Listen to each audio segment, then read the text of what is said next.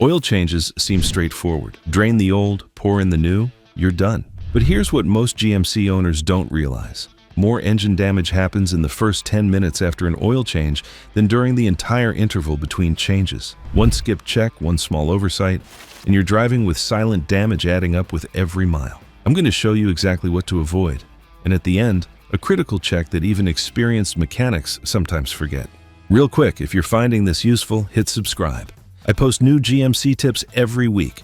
Mistake number 1, starting your engine immediately at high RPM. This is one of the most common mistakes I see, and it can cause serious damage to your GMC's engine. When you drain the old oil, your engine is completely dry. The oil pan is empty, the oil passages are empty, and the oil filter is empty. When you pour in fresh oil, it sits in the pan, but it hasn't circulated through the engine yet. If you start your engine and immediately rev it or put it under load, you're asking your engine to run with minimal lubrication. The oil pump needs time to pull oil from the pan, push it through the filter, and distribute it to all the critical components, your crankshaft bearings, camshaft lobes, piston rings, and turbocharger if you have a Duramax. That process takes about 10 to 15 seconds. During those first few seconds, your engine is running on whatever residual oil is left clinging to the metal surfaces. If you rev the engine or drive away immediately, you're creating metal-on-metal contact. The bearings start to score, the camshaft lobes wear, and the turbocharger bearings can be damaged. I've seen Duramax engines with bearing damage at 50,000 miles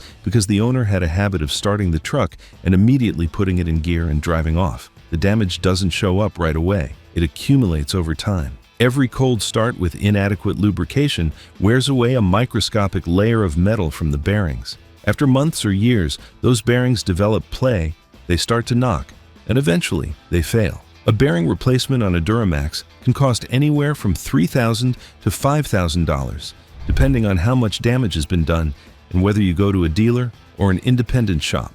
The correct procedure is simple. After you add fresh oil, start the engine and let it idle for 30 seconds to 1 minute. Watch your oil pressure gauge.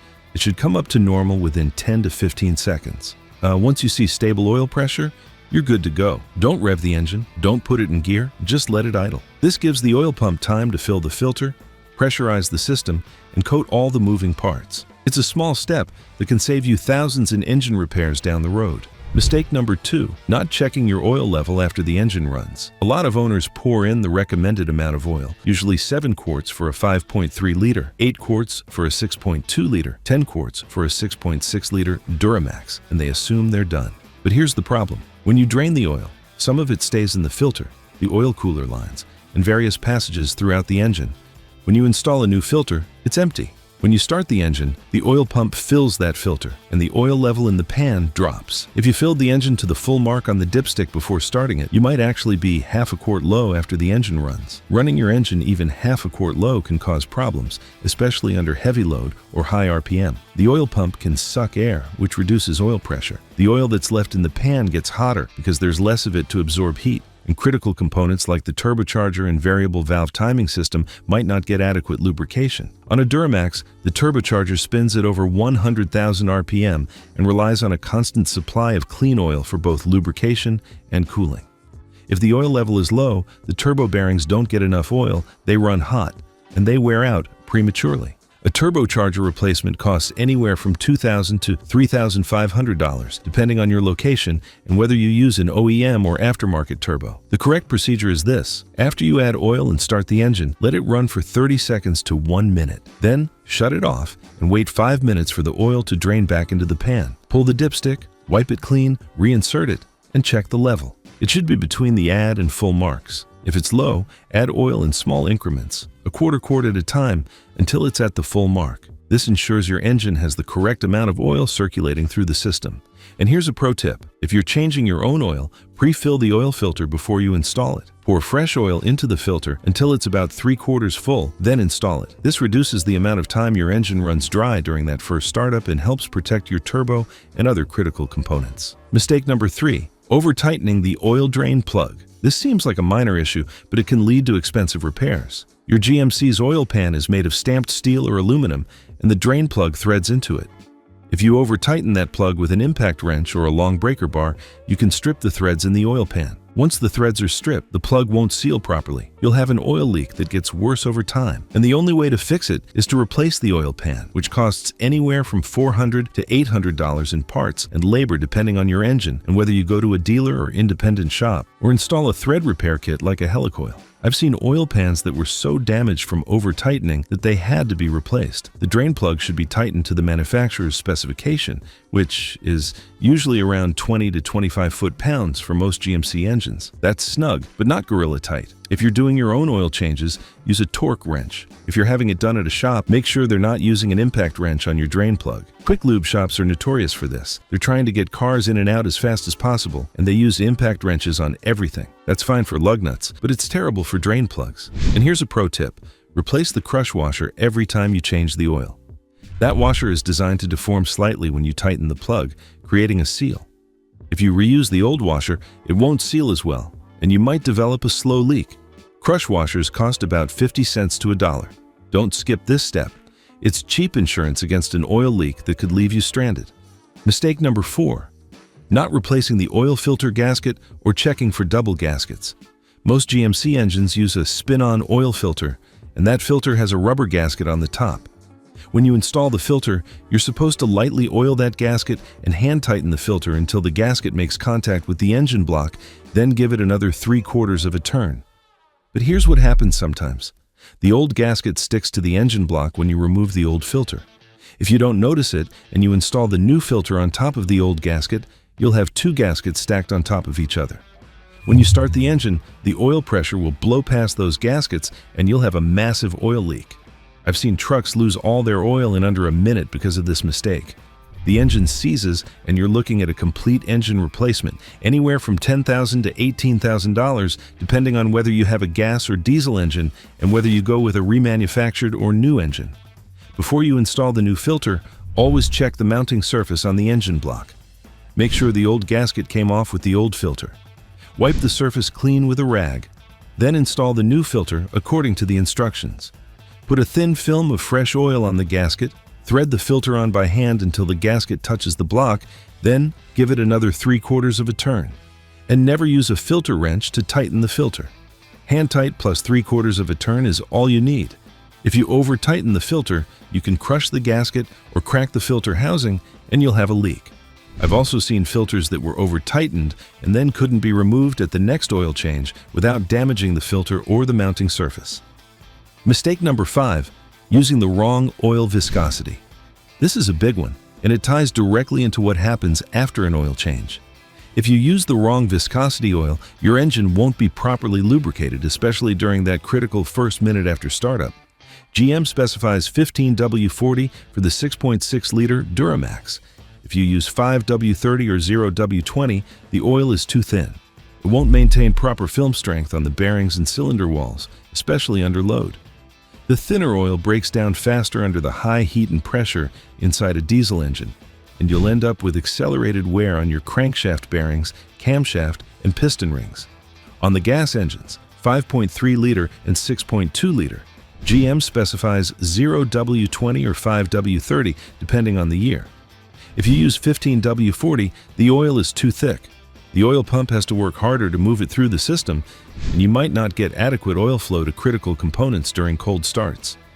Modern engines have tighter tolerances and smaller oil passages than older engines. They're designed to run on thinner oil. If you use oil that's too thick, it can't flow through those narrow passages quickly enough, and you'll have oil starvation in critical areas like the variable valve timing solenoids and the piston cooling jets. Always use the viscosity specified in your owner's manual. And if you're having your oil changed at a shop, double check what they're putting in. I've seen quick lube shops use whatever oil they have in bulk, regardless of what the vehicle requires. They'll tell you it's fine, but it's not. Using the wrong oil voids your warranty and can cause long-term damage that won't show up until you're well past the warranty period. Mistake number 6, not resetting the oil life monitor. Modern GMC trucks have an oil life monitoring system that tracks your driving conditions and calculates when you need an oil change. It's not just a mileage counter. It takes into account factors like engine temperature, RPM, load, and idle time. When you change your oil, you need to reset that monitor. If you don't, The system will still think you're running on old oil, and it won't give you an accurate reminder for your next oil change. You might go too long between changes, or you might change the oil too soon and waste money. Resetting the monitor is easy. On most GMC trucks, you turn the ignition to the on position without starting the engine, then press the accelerator pedal to the floor 3 times within 5 seconds. The oil life percentage should reset to 100%. Check your owner's manual for the exact procedure for your model year. Some newer models have a reset button in the infotainment system. Go to the Vehicle Settings menu, find the Oil Life Monitor, and select Reset. This takes 30 seconds and ensures your maintenance tracking stays accurate. If you don't reset it, you'll get a Change Oil Soon message even though you just changed the oil, and you might ignore it thinking the system is wrong. Then, when you actually do need an oil change, you won't get a reminder. Mistake number 7. Throwing away the receipt or not documenting the oil change. This might not seem like a mechanical mistake, but it can cost you thousands if you ever have a warranty claim. If your engine fails and you're still under warranty, GM will ask for proof that you've been maintaining the vehicle according to the recommended schedule. If you can't provide receipts or records, they can deny your claim. I've seen owners get stuck with a $15,000 engine replacement bill because they couldn't prove they'd been changing the oil. The burden of proof is on you, not the manufacturer. Keep every receipt. Write the date and mileage on it. Store them in your glove box or take photos, and keep them in a folder on your phone. If you do your own oil changes, keep the receipts for the oil and filter, and write down the date and mileage in a maintenance log. You can use a simple notebook or a phone app. The important thing is to have a record, and if you're having your oil changed at a shop, make sure the receipt shows the date, mileage, type of oil used, and the shop's name and address. That's the documentation GM requires for warranty claims. I've also seen cases where owners had their oil changed at a shop, but the shop went out of business or lost their records. If you don't have your own copy of the receipt, you're out of luck. Mistake number 8. Not checking for leaks after the oil change. This is critical, and it only takes 2 minutes. After you've added oil, started the engine, let it idle, and shut it off, get down on the ground, and look under the truck. Check around the oil drain plug and the oil filter. Look for any signs of fresh oil dripping or seeping. If you see a leak, address it immediately. A slow leak can turn into a major leak once you start driving and the oil gets hot and thins out. I've seen trucks lose all their oil on the highway because of a loose drain plug or a filter that wasn't tightened properly. If you catch the leak in your driveway, it's a 5-minute fix. Tighten the drain plug or the filter, wipe up the oil, and you're done. If you catch it on the side of the road with a seized engine, it's a $15,000 problem. And here's another thing to check. Look at the oil filter mounting surface and the drain plug area for any signs of old oil or dirt. If the surface wasn't cleaned properly before the new filter was installed, you might have a slow leak that doesn't show up right away. Wipe everything clean and check again after you've driven the truck for a few miles. Also, check your driveway or parking spot the next morning. If you see fresh oil spots, you have a leak that needs to be addressed. Mistake number 9. Driving aggressively immediately after an oil change. Fresh oil needs time to reach its optimal operating temperature and circulate through the entire engine. For the first 10 to 15 minutes after an oil change, drive gently. Don't floor the accelerator, don't tow a heavy load, and don't run the engine at high RPM. Give the oil time to warm up, coat all the surfaces, and stabilize. This is especially important if you have a Duramax diesel. Those engines run high oil pressure and high temperatures, and the turbocharger relies on clean, hot oil for lubrication and cooling. If you get on the throttle hard with cold oil, you're putting extra stress on the turbo bearings and the engine internals. Cold oil is thicker and doesn't flow as easily as hot oil.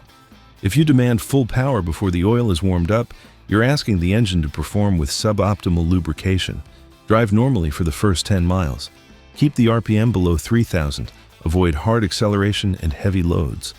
Once the engine reaches normal operating temperature, usually around 190 to 210 degrees Fahrenheit, you're good to go. Your oil temperature gauge, if you have one, should read in the normal range. If you don't have an oil temp gauge, just drive gently until the engine temp gauge is in the middle of the normal range. Now here's the critical check that even experienced mechanics sometimes forget. After your oil change, after you've started the engine and let it idle, after you've checked the oil level and looked for leaks, take the truck for a short drive, just around the block or down the street and back. Then park it, let it sit for 5 minutes, and check the oil level one more time. Why? Because sometimes air gets trapped in the oil filter or the oil passages during the oil change. When you drive the truck, that air works its way out, and the oil level can drop slightly. If you don't catch it, you could be running half a quart low without knowing it. This final check takes 2 minutes and could save your engine. I've seen engines that developed bearing noise after an oil change because the owner didn't do this final check. The oil level was fine when they checked it right after adding oil, but after driving, it dropped below the safe level. By the time they noticed the noise, the damage was done. The bearings were scored and the engine needed a complete rebuild. Now you know the 9 critical mistakes to avoid after an oil change and the final check that protects your engine. If you want to know what those strange sounds coming from your GMC mean, check out my video on the 7 warning sounds that mean you need to stop driving immediately. And if you're worried about getting ripped off at the oil change shop, watch my video on dealership scams. Thanks for watching. See you in the next one.